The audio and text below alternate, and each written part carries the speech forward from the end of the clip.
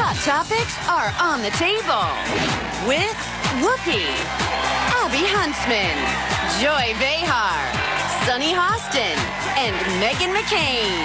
Now, let's get things started.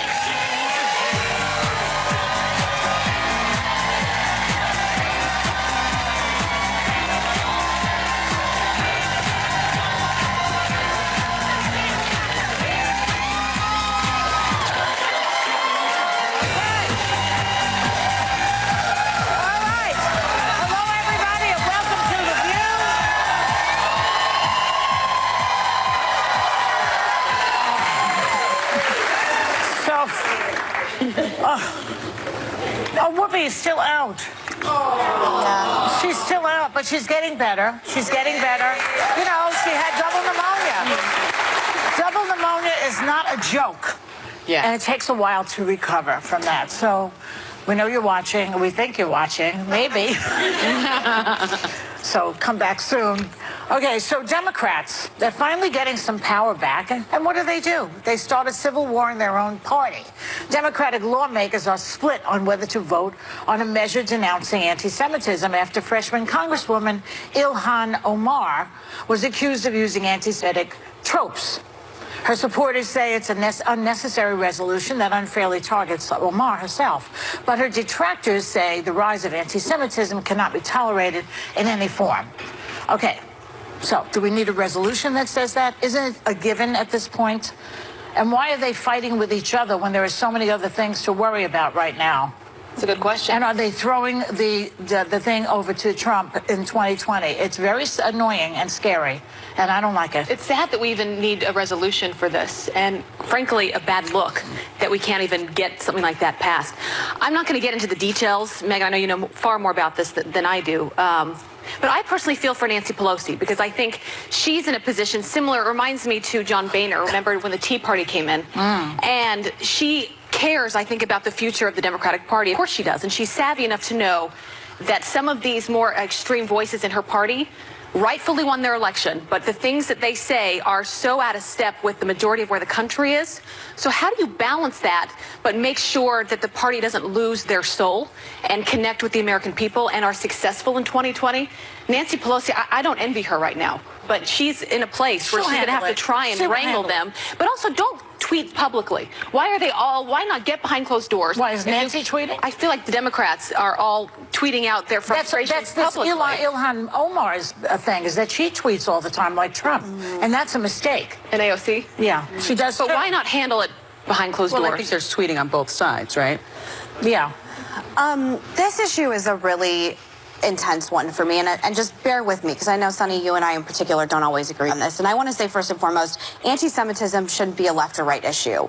I don't think we should be politicizing it on either side because, as we know, if it's a tiki torch person in Charlottesville saying Jews will not replace us, or if it's we had Barry Weiss on to talk about sort of these more dog whistle moments that, in my view, Ilhan Omar is doing, and she, as of Saturday, hadn't been able to have gone 15 days without saying something anti-Semitic. What's interesting about this is that she is an up-and-coming rising star in the Democratic Party. She's on the cover of Rolling Stone magazine right now. She fits a lot of boxes that Democrats like. She is the first Somali elected member of Congress. She's the first woman, first of two Muslim women elected to Congress, and she's the first minority woman to serve from Minnesota. And the problem is right now is there's pressure to support her within the Democratic Party because identity politics and intersectionality is something that is important to Democrats. And I think at this specific moment, this is a watershed moment for Democrats. A lot of Jewish people in this country, I think, are being asked, with the rise of anti-Semitism in this country, is it more important to defend party politics or is it more important to defend anti-Semitism? And we can have conversations all day long about how you feel about Israeli politics. Yes, excuse me, if you object to it. We can have a conversation all day long about how you feel about Palestinian politics, how you feel about Israeli politics, how you feel about Netanyahu, but in the same way that I fear what's happening with Corbyn in the UK, I fear that it's seeping its way over here in the United States. Yes. And I just present this question, which may be an uncomfortable one. If what Ilhan Omar has been saying for the past few weeks were said by a white Republican male, how would you be reacting to it right now? I mean, for me, I object to it no matter who says it. I'm asking the proverbial question. The other thing why are they always concentrating on Israel is what I want to know. There's a little tiny place apart in the world. I mean, she's from Mogadishu. Does she object to things they do there? I'm assuming she does. And Yemen and Libya and Syria and all the hot spots all over the world. And yet this seems to be the focus of a lot of people around the world, including the UK and here. Israel. And why that particular country? It's very suspicious to me. Can I say that I 100% agree with you on that? And I think that we should be talking about human rights violations globally everywhere. In Iran, gay people can be thrown off of buildings for simply being gay. Women can't wear tank tops in the street without being stoned. There are human rights violations going around globally. And I agree with you. My question to Ilhan Omar is, why specifically this area of the world? Why specifically this group of people? And just putting a button on this, because I know you've let me filibuster. She is on a committee, a foreign relations committee, that will be in charge of what happens globally with our diplomacy. I'm uncomfortable with that in the same way that I was uncomfortable with Steve King being on that. Well, to your question, Joy, I think we should talk about the comment that she made that has spurned all of this discussion, right? There are many comments. There are many comments, but the comment that she made that we're talking about, that the resolution has come from, she said, so for me, because she has apologized for the other comments, for two of the comments. Well, she also had a lot of pressure to apologize. But she did apologize. So the comment she said was, so for me, I want to talk about the political influence in this country that says it is okay for people to push for allegiance to a foreign country. And I want to ask, why is it okay for me to talk about the influence of the NRA, of fossil fuel industries, or big pharma, and not talk about a powerful lobby that is influencing policy? That's what she said. And people say that that is anti-Semitic. When we had Barry, no, let me just finish. When we had Barry Weiss on as an expert in what is anti-Semitic and what isn't, I asked her, is it okay to talk about Israel's policies and not be called anti-Semitic? And she said yes. She said yes. She said where it crosses the line is when you say that Israel does not have the right to exist. That is when it crosses the line. Now, Omar has never suggested that Israel does not have the right to exist. What she has said? So, to me, it seems to me that Republicans are trying to use this as a wedge issue. I'm really not. And I think that... Not you. She's not talking about you. You know, this selective outrage is kind of crazy, because I don't think that the Republicans have moral high ground here. But it seems like Democrats I think are upset that Kevin McCarthy has used these anti-Semitic tropes. I think that Jim Jordan just recently, tweeted this against Tom Steyer. Remember that Ilhan Omar in the West Virginia Republican Party just had this huge poster superimposed with her face with 9/11 terrorists. And I haven't heard any outrage about that coming from the Republican Party. So, and all that to say is that this selective outrage, and I will tell you, I take this very personally as a woman of color who has, been the subject of so much bigotry. And what a lot of people don't know is that my grandfather is Jewish. He is a Sephardic Jew. And so I have, my family members have received a lot of bigotry. So, I've experienced firsthand in my family anti-Semitism and bigotry for being black. And so I just, this whole, thing, I think it's just a distraction. Are you comfortable with me speaking now? Are we comfortable with me rebutting now? Yes. Okay.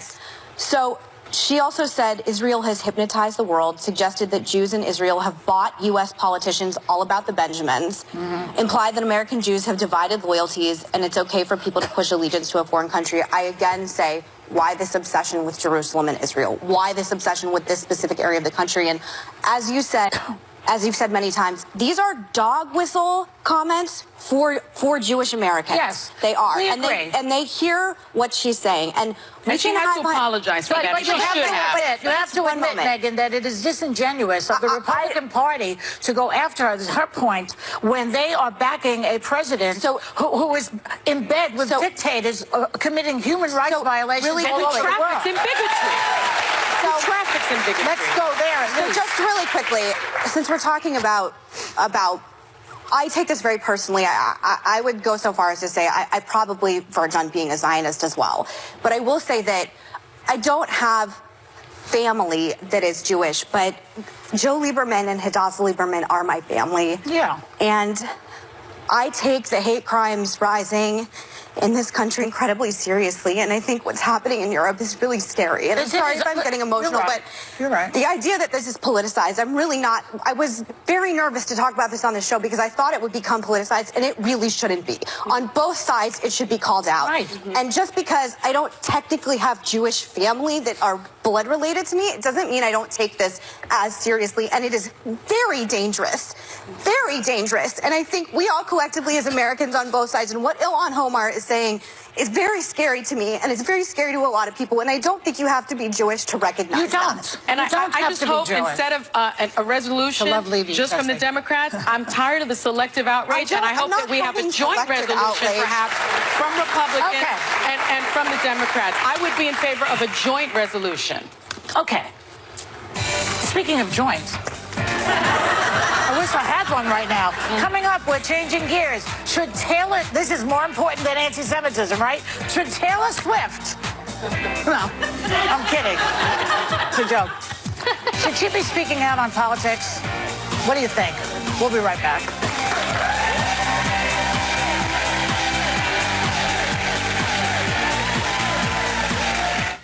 Now is the time for strong women to speak out. And when these women come together, ooh, watch out, because we have our views. If you want to change, get out and make it. We have our voices. Every single one of us who have a moral compass have to speak up and listen to women. I'm a sharp-tongued woman. I'm proud of it. That's why when it's time to voice your view, this is where you come. Breaking barriers is not easy, but it is worth it. The only place in daytime taking it all on. There's been a lot of healthy debate at this table. There are a lot of strong women around this table. Proud of it. You strong. Be strong, be bold. All day long And that is why it's called The View. on ABC. Still ahead, Captain Marvel stars Brie Larson and Annette Bening. Plus, Fox News senior meteorologist and Megan and Abby's pal, Janice Dean. Okay, welcome back. As advertised, Taylor Swift is on the cover of Elle magazine, and she says now that she's turning 30, she feels informed enough to be more politically active and speak out on social issues to her 114 million followers. But will she be interrupted by Kanye West? That's the question. She obviously has a huge audience, but is she taking the risk of alienating a lot of them? You know, when they take a position, these music stars, like Dolly Parton has been discussed recently. Her sister wanted her to take positions, and she says, no, she doesn't want to do that. Should they? Should they? And what happens when they do that? I think sometimes they get into a lot of trouble. I mean, I remember the Dixie Chicks getting into a significant amount of trouble. Yeah. We had Dolly Parton on the show. She said she wants to be an entertainer first. She wants to be able to take people away from politics. Reba McEntire said the same thing, right? I want people to take away people from politics. Kid Rock, on the other hand, has been active politically. Yes, I know. We know. You know that, Joy. He's alienated some fans. Me. You. He never did come on the show, did he? No. No, he didn't. And then Willie always Nelson has been really He's supportive of Beto O'Rourke, and he's alienated some of his fans. So you take the chance of alienating That's people. right. Dolly Parton's sister, I think, wanted her to speak out on the Me Too movement, and she had made that decision. I personally don't need to hear from Taylor Swift on politics. I love Taylor Swift. I love her music. I think she's an incredible performer. Linda said one clap. Thank you. At the same time, though, I feel bad sometimes for celebrities because I think society puts too much pressure on them that if they don't speak, that they don't care about it. And then when they do speak, you're alienating half of your followers. It seems like Taylor Swift, though, similar to Lady Gaga, they started young and they're now to a place where they're like, you know what? I'm going to speak for myself now. I'm not going to let the industry do it for me. And I'm going to do. with her She's been music. very active. She has, but Lady She's a Gaga. big LGBT advocate. Yeah. Yeah, but she talked about in the early years how, you know, she's now at a place where she's in control of her music. And she's the person that she wants to be. She's been very open about what she's been through over the years. You know, in my generation, everybody was political. Pete Seeger and Bruce Springsteen and Joan Baez and Bob Dylan. And Bob Dylan and a lot of people. Everybody was political in my generation. It was what you did. And it seems to me, if you are enjoying the fruits of our democracy, you have an obligation to speak out when you see that there is injustice going on in this country. Yeah. You are a member of this country. You are every day enjoying the freedom that we have. So that when you keep quiet, you are really a collaborator in the evil, in my opinion. That's what a lot of people feel. That was a lot of criticism of Taylor, was this, that she has a responsibility with her platform. I will say that all of us know every day, you know, Joey, you've been doing this 20 years, you divide people. There are places and spaces you and I and all of us will go into that we are unwelcome for what we say. Yes. And I think there are some people, We all bond on that. And I think there are some people that maybe just don't want to subject themselves to it. I couldn't even imagine not being political and not using my voice. And I think she took a longer time, but I think some women aren't like the women of The View, and it's okay for me. Sometimes I don't want to be like the women on The View. But you know what I would say? You know what I'd say to you, Joy, though? Even just because they're not speaking out publicly doesn't mean they're not doing their duty privately. Do you mean they talk in the mirror? Who cares? No, it means that they can go and they can vote for things they're passionate about. Oh, yes. It means that they can handle things in their own way. She's got 114 million followers. Come on. That could be such a powerful platform. Powerful position. Yeah. And but I don't think she should feel pressured to do it, though, because... I think she did. But when you try to protect your pocketbook at the expense of your ethics, I don't find that an admirable quality. Yeah. Sorry. I don't wake up in the morning and say, what does Taylor Swift think about what's going on in Washington? I do. Every morning I think about it. Up next, this guy, I feel so bad about Alex Trebek, I have to say. He made a brave announcement, this poor guy. It's so upsetting, but we're going to talk about him when we come back. A little bit.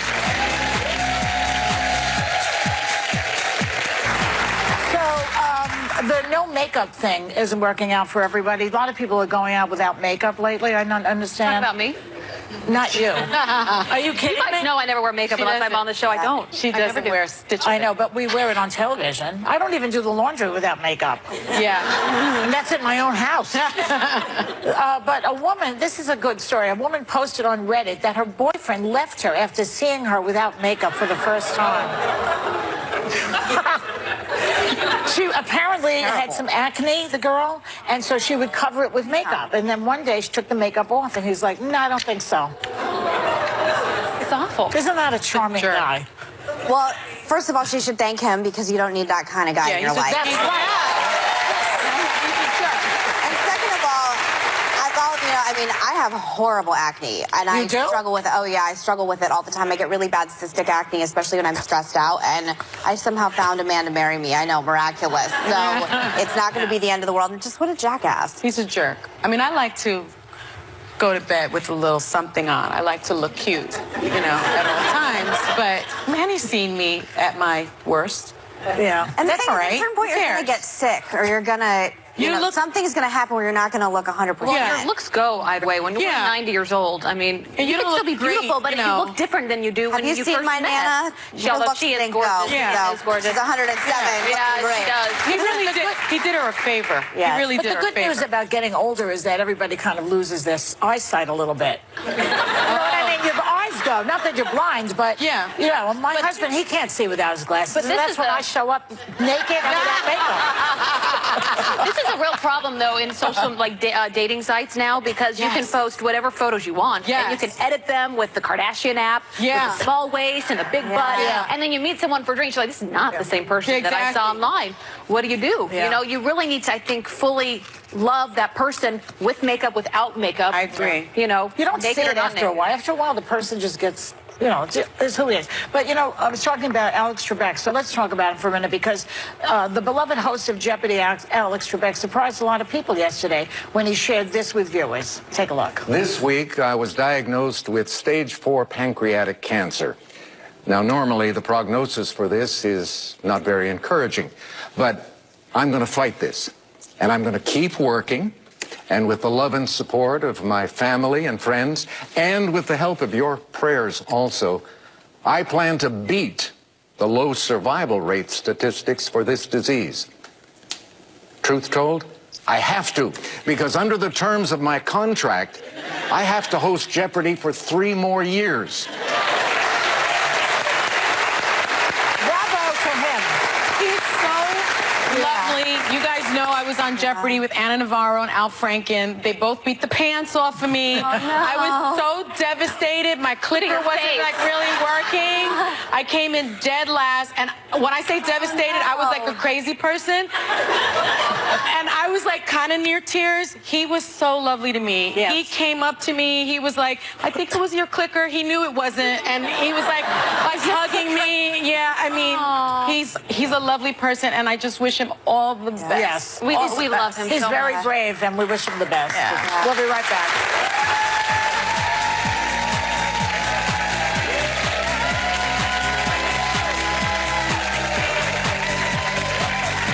Brie Larson and Annette Bening are saving the universe in the superhero blockbuster Captain Marvel. And they're landing at the Hot Topics table next. Annette Bening.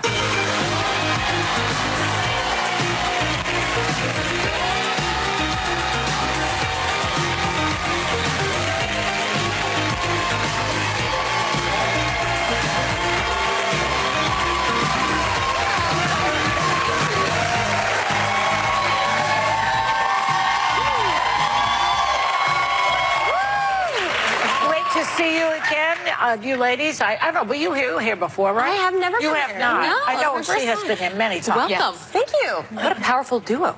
You're a powerful duo. Captain Marvel is the first Marvel movie that has a female superhero, right? And there she is. I mean, it's really a big deal. I just want to read this because of the premiere fans were dressed up as the character.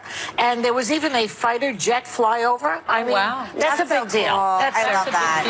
So how does it feel to be part of a big blockbuster like this? Yeah, this is big. Yeah. The premiere just like kept going and going too. It was like the carpet went on forever. And I learned last night that I'm on a pineapple. I'm actually on like the Dole pineapple. Oh yeah, look at that.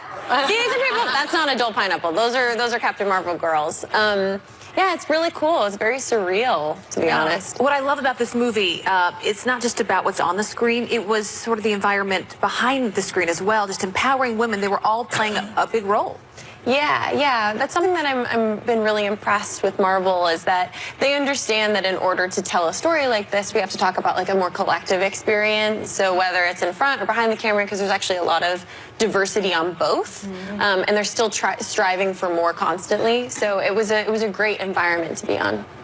And actually, Brie, you started training to play Captain Marvel 9 months before because you wanted to do your own stunts, which I thought was really impressive, right? So you had this intense 4-hour daily gym routine, and by the end, I read that you could lift something like 400 pounds. I could deadlift 225, yeah. Deadlift 225 and hip thrust 400. That's crazy. I can't imagine. And now, is this true? I also read you could even push a Jeep up a hill. Yeah, I pushed my trainer's Jeep. Oh my gosh. Can you imagine? For 60 seconds, yeah. But apparently you had an Achilles heel. The cat. The cat? What do you mean? I have severe allergies, so it was like a joke on set that I would do these crazy stunts all day, you know, up in the air, like 50 feet up in the air, but then if the cat came on set, I was like wringing my hands. Oh, but the cat had some sort of role. Yeah, the cat movie, plays right? a big part in this film, and he's really, really cute. Yes. So. And Brie, I also know that you met with real-life Air Force pilots. That's amazing. My sister-in-law's in the Air Force. Oh, yeah? What was that like? It was incredible. I got to spend 2 days at the Nellis Air Force Base hanging with fighter pilots, and in particular getting to meet a lot of the women that are in the Air Force. And Kazi took me up in a plane. We got to simulate a dogfight, so we were on offense and defense. I puked a lot. The G's are no joke. I got to 6.5 G's, and I got a call sign, which is Sparrow. Oh, Sparrow. That is amazing. And Annette, you play a character called the Supreme Intelligence. Without spilling too much of the film, tell people about this character and the relationship that it has with Marvel. Well, I play the Supreme Intelligence, and I'm like a godlike entity. And I meet her in the virtual chamber as she's preparing to go into battle. We actually have a clip. Let's take a look. Ooh. Your commander insists that you're fit to serve. I am. You struggle with your emotions, with your past which fuels them. You are just one victim of the Skrull expansion that has threatened our civilization for centuries. Imposters who silently infiltrate, then take over our planets. Horrors that you remember and so much that you do not. I love that. What a perfect voice for that role. But you really have to understand Marvel in this role. I heard you had to consult your kids. I did. I had to swear them to secrecy, which they have respected, and I did. I got a sort of crash course from my kids because they're avid fans and they knew the whole background to it. And there's some things that I can't talk about that I can't talk about today, but that they were able to also explain to me. Have they seen the film yet? No, they haven't. Bree, the movie takes place in the 90s, and it's so fun to catch all the references to the time period. Blockbuster Video, everybody remember that? AOL, pagers, Yes, I pagers, did. I remember that. You actually got your start as a child actor in the 90s and comedy sketches for The Tonight Show with Jay Leno, and we found one. New Roadkill Easy Bake Oven. Just find your favorite roadkill, chop it up, add easy bake batter, and cook. Thanks, Roadkill Easy Bake Oven. Sorry.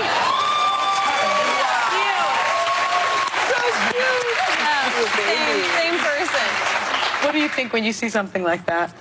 Well, I remember shooting that because I got a dressing room and they put my name on the door and it was like in a star, and I remember feeling like I had totally made it. That was like, I mean, it's an easy bake oven, you know, Roadkill Easy Bake Oven. Yeah, great product. Yeah, you know, Annette, you have had so many incredible movies from the time period in which this new movie is set. American Beauty, The Grifters, The American President, goes on and on. Do you have a favorite film from that time period? Well, I'd have to say Bugsy, because that's when I met my husband. Yes. So that's certainly one of them. And it's a really good movie. I love that movie. Yeah, it's incredible. You two are such movie stars. I know. That last shot, that is like movie stars personified. Now, you've been together for 27 years, right? You're celebrating your 27th. 27 next week. Wow. Oh my gosh, congratulations. That was the secret. What's the secret? Yeah. Of being married to Warren Beatty. There's no secret. I don't think there's any secret for any of us. Anybody who's married knows that. There's no secret, but certainly wanting the same things, I think, helps a lot. And that's true of us, so we stay with that. You want the same things, have things in common, too, right? Yes, as well as 4 children. The children. Yeah, that helps. That's true. Well, it's lovely to see you both again. Thanks to Brie Larson and Annette Bening. Captain Marvel will be in theaters and IMAX tomorrow. IMAX. Yeah. We'll be right back.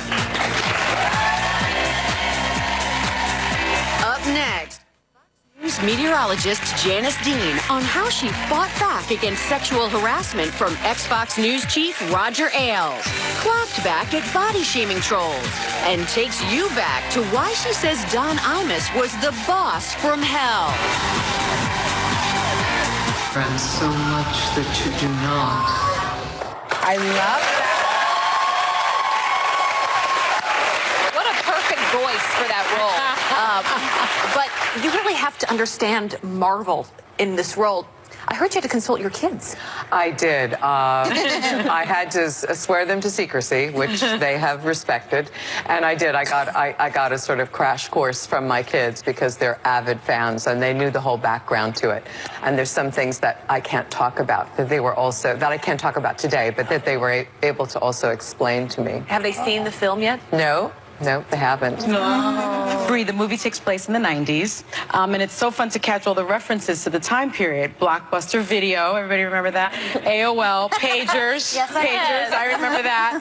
You actually got your start as a child actor in the 90s and comedy sketches for The Tonight Show with Jay Leno, and we found one. New Roadkill Easy Bake Oven. Just find your favorite roadkill, chop it up, add easy bake batter, and cook. Thanks, Roadkill Easy Bake Oven. Sorry.